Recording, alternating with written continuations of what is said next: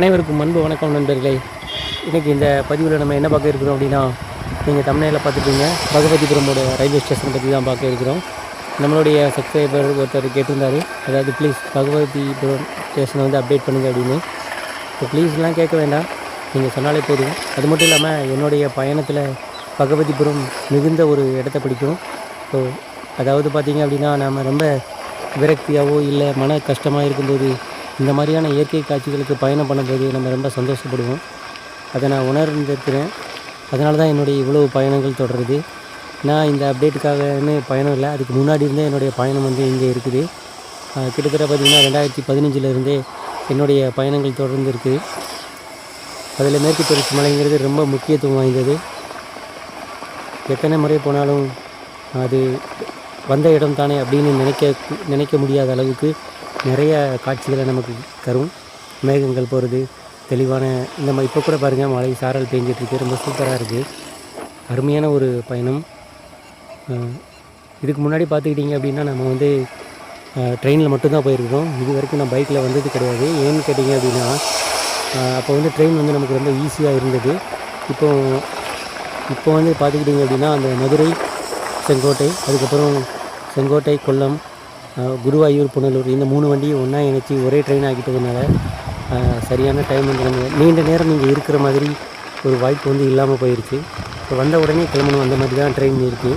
அதனால தான் நம்ம இப்போது சமீபமாக ஒரு 6 மாதத்துக்கு முன்னாடி வரைக்கும் இந்த ஸ்டேஷனுக்கு நம்ம வந்ததில்லை. மற்றபடி எலக்ட்ரிஃபிகேஷன் அப்டேட்டுக்கு பார்த்திங்க அப்படின்னா நம்ம இங்கே அடிக்கடி பயணம் பண்ணியிருக்கிறோம். அப்போல்லாம் பார்த்திங்கன்னா நிறைய மரங்கள் இருக்கும். நம்ம ஸ்டேஷனில் போய்ட்டு அதை பற்றி பேசலாம். இப்போ பாருங்கள், ரொம்ப கிலோமீட்டர் ரொம்ப சூப்பராக இருக்குது.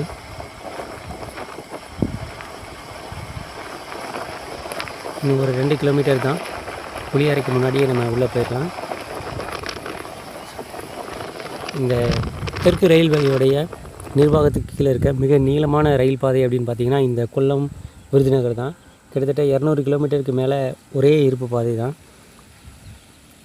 தெற்கு ரயில்வே நீளமான பராமரிக்கக்கூடிய பாதை இது மட்டும்தான். இந்த பாதை வந்து உங்களுக்கு தெரியும், ஏற்கனவே வந்து செங்கோட்டை புனலூருக்கு வந்து மீட்டர் கேஜாக இருந்தது. அது கொஞ்சம் காலத்துக்கு முன்னாடி தான் பிராட் கேஜாக மாற்றினாங்க.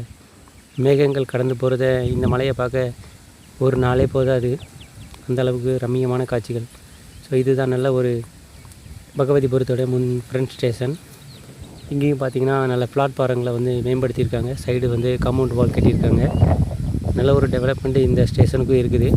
ஒரே ட்ரெயின் தான், அதாவது மதுரை குருவாயூர் மதுரை, இந்த வண்டி தான் இங்கே நிற்கும், மற்ற வண்டிகள் நிற்காது. இந்த வழித்தடம் அப்படின்னு பார்த்தீங்கன்னா இப்போ ஒரு 2 வருடங்களுக்கு முன்னாடி தான் ஃபுல்லாக எலக்ட்ரிஃபைடு ஆகிடுச்சு. ஸோ எலக்ட்ரிஃபைடு ஆனதோட இந்த ரூட்டு பார்த்திங்க அப்படின்னா எல்ஹெச்பி கோச்சஸுக்கு ஏற்றதா அப்படின்னு சொல்லி அந்த எல்ஹெச்பி கோச்சஸோடைய சோதனை ஓட்டமும் இங்கே நடைபெற்றது. கூடிய விரைவிலே வந்து பார்த்திங்க அப்படின்னா நம்மளுடைய கொல்லம் சென்னை எக்மோர் எக்ஸ்பிரஸ் இருக்கு இல்லைங்களா, அந்த வண்டிக்கு எல்ஹெச்பி கோச்சஸ் கொடுக்க இருக்காங்க.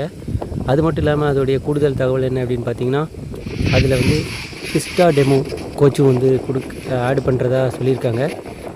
அப்படி ஒரு காட்சி, அந்த கோச்சை இணைக்கும் போது இந்த மலையோடைய அழகை சூப்பராக ரசிக்க முடியும். அதுவும் மான்சூன் காலம்னா கேட்கவே வேண்டாம். நம்ம கோவா கொங்கன் ரயில்வேக்கு போனால் தான் பார்க்க முடியும்னு கிடையாது. இங்கேயும் பார்த்திங்கன்னா நல்ல டன்னல்கள், அதுக்கப்புறம் மழை பெய்யும் போது தற்காலிக அருவிகள்னு சொல்லி நிறைய நம்மளை வசியப்படுத்துகிற அளவுக்கான இயற்கை அழகு ரொம்ப சூப்பராக இருக்கும் இங்கே. இப்போ பார்த்திங்க அப்படின்னா இந்த ஸ்டேஷனுக்கு முன்னாடி வந்து இந்த ட்ரெயின் வந்து மலை ஏறி வந்து நிற்கிறதுனால கொஞ்சம் நேரம் நிறுத்தி 2 பேங்கர் லோக்கோமோட்டிவ் பின்னாடி இருக்கிற லோக்கோ பைலட் வந்து கம்யூனிகேஷன் பண்ணிக்குவாங்க. கம்ப்ளீட்டாக அவங்களுடைய தொடர்பை துண்டித்த பிறகு இந்த வண்டி அங்கேருந்து புறப்பட்டு வரும். இப்போ நம்ம பார்த்துக்கிட்டு இருக்கிறது பார்த்திங்க அப்படின்னா கொல்லத்துலேருந்து சென்னை எக்மோர், இப்போ வந்து தாம்பரம் வரைக்கும் தான் போகுது. இது வந்து சென்னை எக்மோர் எக்ஸ்பிரஸ்.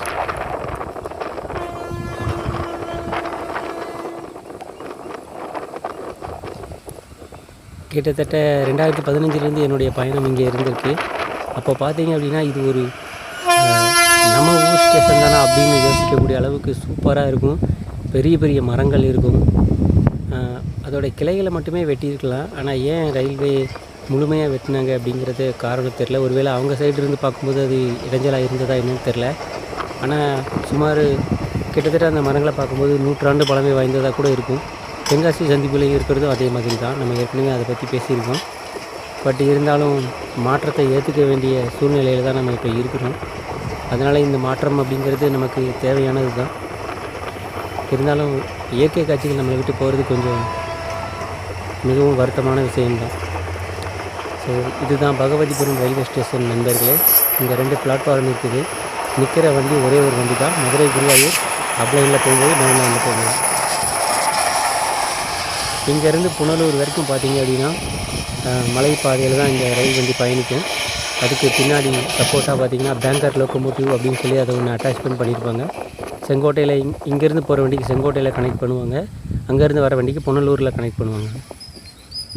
இது பகவதிபுரத்தில் 2 பூனைகள் வந்து நல்லா குளிருக்கு இதமாக உட்காந்துருந்ததை எடுத்திருந்தேன். ரொம்ப நல்லா இருந்தது. ஸோ கேமரா கொஞ்சம் தெளிவில்லாதனால உங்களுக்கு கம்மியாக தெரிஞ்சிருக்கும். ஆனால் இந்த காட்சி நேரில் பார்க்கும்போது ரொம்ப அழகாக இருந்தது. இந்த ஸ்டேஷனுடைய தெற்கையும் வடக்கையும் பார்த்திங்கன்னா இந்த மாதிரியான மலை, அதை சார்ந்த வயல்கள் இதெல்லாம் நம்மளால் பார்க்க முடியும். ரொம்ப அருமையான ஸ்டேஷன். நான் இந்த ஸ்டேஷனில் ஒரு நாள் காலையிலேருந்து இரவு வரைக்கும் இங்கே இருந்திருக்கிறேன். ரொம்ப நேரம் இருந்துட்டுமேன்னு சொல்லி அதுக்கப்புறம் ட்ரெயின் கிடையாது. 1 கிலோமீட்டர் நடந்து வந்தால் தான் நம்மளுடைய மெயின் ரோட்டை பிடிக்க முடியும். மெயின் ரோட்டை வந்து அதுக்கப்புறம் பஸ் ஏறி ஊர் வந்து சேர்ந்தேன். அந்த அளவுக்கு ஒரு ரம்மியமான ஸ்டேஷன், மறக்க முடியாத ரயில்வே ஸ்டேஷன்.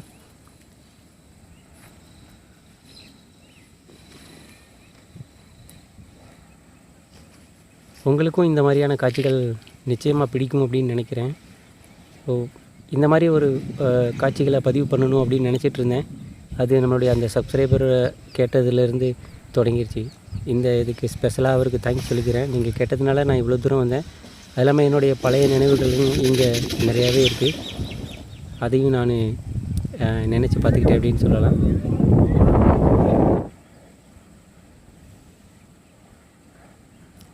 இங்கெல்லாம் பார்த்திங்கன்னா வான அளவுக்கு உயர்ந்த மரங்கள்லாம் நின்றுட்டு இருந்தது. இன்றைக்கி அது இல்லை. ஸோ அடுத்ததாக செங்கோட்டையும் பார்த்திங்கன்னா ஒரு ரொம்ப இயற்கையில் சூழ்ந்தது தான். பட் இது வந்து மலை அடிவாரத்துக்கிட்ட வந்துடும். அது மலையை விட கொஞ்சம் தள்ளி இருக்கும். ரொம்ப ஒரு நல்ல ஸ்டேஷன். ஸோ உங்களுக்கும் இந்த மாதிரி நீங்கள் பயணம் பண்ணணும்னு நினச்சிங்கன்னா கொஞ்சம் பாதுகாப்பை உறுதிப்படுத்திக்கோங்க. ஏன்னா எல்லா இடங்களும் பாதுகாப்பு இருக்குமா அப்படின்னு தெரியாது. முடிஞ்ச வரைக்கும் பகல் டைம்லேயே வந்துட்டு சாயங்காலத்துக்குள்ளே நீங்கள் அங்கேருந்து கிளம்புற மாதிரி பார்த்துக்கோங்க. நல்ல ஒரு பயணம் அற்புதமாக இருக்கும். உங்களுக்கு இந்த வீடியோ பயனுள்ளதாக இருக்கும்னு நினைக்கிறேன். அது மட்டும் இல்லாமல் நீங்களும் ஒருவேளை உங்களுக்கும் வருத்தம் இல்லை கஷ்டமான ஒரு சூழ்நிலையில் இருக்கீங்கன்னா இந்த மாதிரி இடங்களுக்கு பயணம் பண்ணுங்கள். மனசு ரொம்ப சந்தோஷமாக இருக்கும். தேங்க்ஸ் ஃபார் வாட்சிங் ஃப்ரெண்ட்ஸ். உங்களுக்கு இந்த வீடியோ பிடிச்சிருக்குன்னு நினைக்கிறேன். மீண்டும் ஒரு பதிவில் சந்திக்கலாம். நன்றி, வணக்கம்.